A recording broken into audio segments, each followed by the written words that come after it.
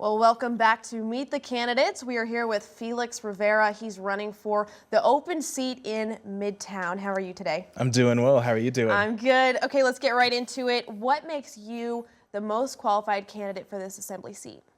Yeah, good question. So I am, of the four candidates running in Midtown, I love Anchorage. I love this city, and I want to make sure that we move Anchorage forward.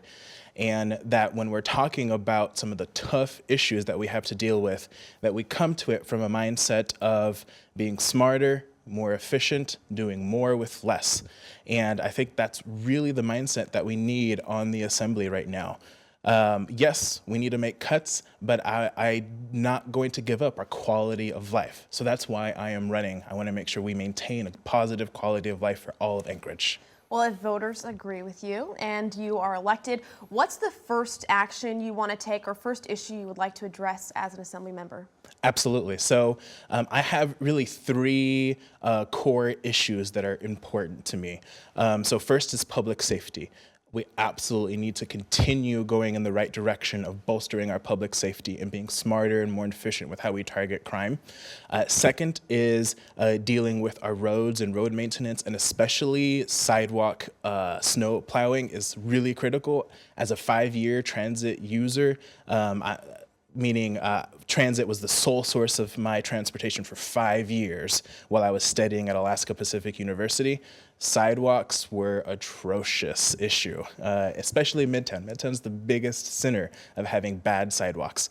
And then third is just talking about our transportation infrastructure and what we can do to revitalize our transportation.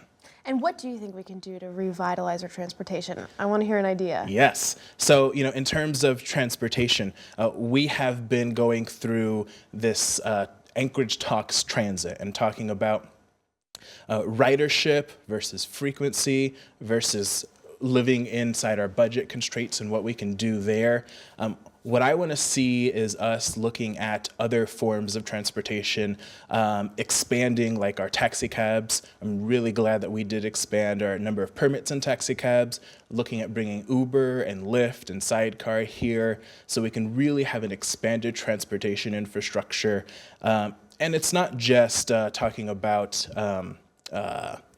buses and taxi cabs, also talking about our sidewalks, talking about our trails and our parks, and how we connect as a community. I think is really critical. All right, so let's look at the budget that the Assembly just passed. Yes. What do you think about it? Are there areas where you would have maybe cut more or something you would have wanted done differently? Yeah, so when it comes to the budget, the difficult part we're in right now is that we are seeing from the state level a lot of reduction in services, which is costing Anchorage taxpayers.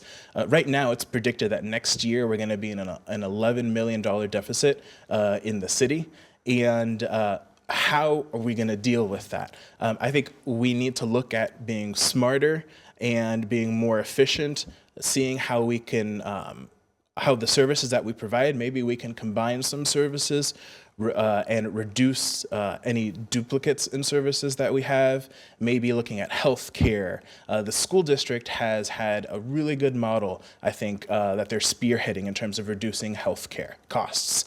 And how can we work with the school district in tandem in that model? So I think there's a lot of things that we can do to hopefully reduce some of our expenses. But every year it just costs more and more to have the same amount of services. So it's a difficult situation we're in. Do you support perhaps implementing a sales tax to diversify our tax base, take some of the burden off property owners? I'm talking about a sales tax that would be under the cap. Right. So I absolutely agree that we need to look at specifically residential property taxes, how we can make sure that those are stabilized and that we don't continually increase. I hear a variety of opinions from the community as I go door to door. I hear folks who say property taxes aren't too high, keep raising them. I hear other folks who say, if my property taxes go up a cent more, I'm gonna have to move because I can't afford to live here. So it's really a balancing act, and I think we do need to diversify. Some form of a sales tax would be something I could get on board with, but I think the first thing we need to do is look at non-Anchorage residents who are using municipal services, who are benefiting from police and fire and well-maintained roads and plowed roads, and making sure that that everyone is equitably paying for the services that the city provides. You're talking about perhaps a seasonal tax that would hit during Yeah, tourist maybe season? some type of seasonal tax, or 40% of, at least the last time I looked at it, which I think the numbers were crunched in 2015, 40% of Valley residents commute in to Anchorage for work. And so obviously some type of sales tax or some other form of tax would hit those residents and make sure, hit those Valley residents and make sure that they are paying for the services they receive while they are in Anchorage. So that's the first thing I would look at really before implementing any other type of taxes. Okay, what grade would you give Anchorage on how it's handling the homeless problem? Is there something we could do better? Yeah, so I would probably give the administration and the community at large, how it's handling this, I would probably give them an A. And part of the reason is because we are seeing really direct and concrete results. So we've known for a while now that we have roughly about 400 chronically homeless individuals who are the ones that we see the most often, the ones that drain the most of our resources, whether it's from police and fire or hospitals or nonprofit centers. These are the folks who are draining the most from the resources, and thus it makes most sense that we target these folks and get them into stabilized housing. So I'm a big proponent of housing first, which is a big part of the model that's being used right now. But I think housing first by itself isn't going to solve the problem. It's gonna, I think, we're gonna still see that cycle of homelessness continue.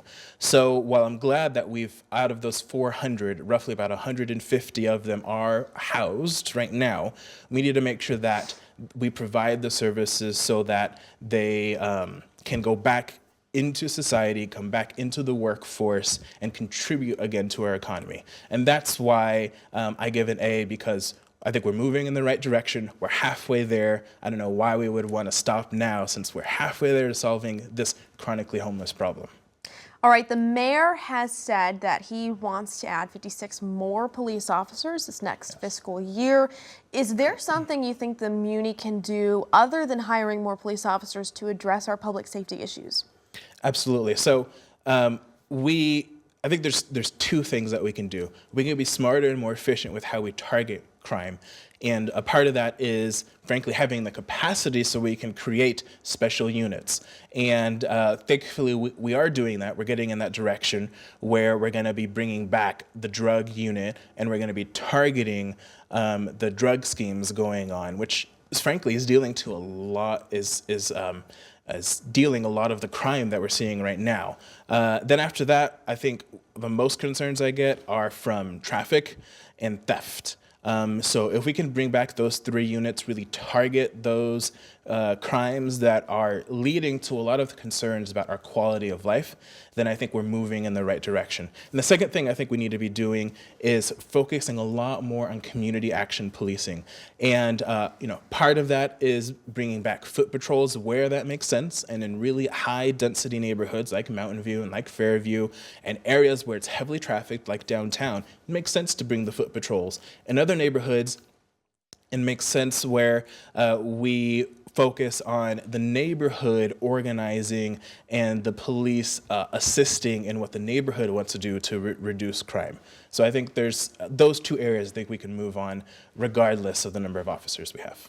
Okay, now the mayor has also said he will not allow our police department to round up refugees for immigration services under the threat of losing federal funds. Do you agree or disagree with him?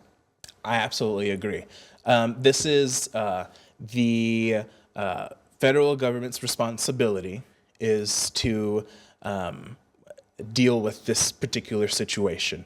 And if we are spending our limited resources on helping the federal government, then that means less officers who are dealing with murders, who are dealing with thefts, who are dealing with car thefts, with home break-ins. So I want to see our officers continue to focus on local issues and not get entangled in this federal mess. Do you think Anchorage should find a way to allow ride-sharing companies like Uber and Lyft to operate here? I know that was part of your transportation plan earlier. Do you think we should go ahead and go through with that? Absolutely. My only one concern is in safety. So making sure that we're fingerprinting these folks and that they have a criminal background check. Very similar to the regulations that we put on safety for taxi cabs. I want to make sure that we have those same set of regulations for Uber, Lyft, and Sidecar. But other than that, I would love to see them come here. All right. Well, that's our time. Thank you so much, Felix Rivera, running for the open assembly seat in Midtown. Thank you for your time.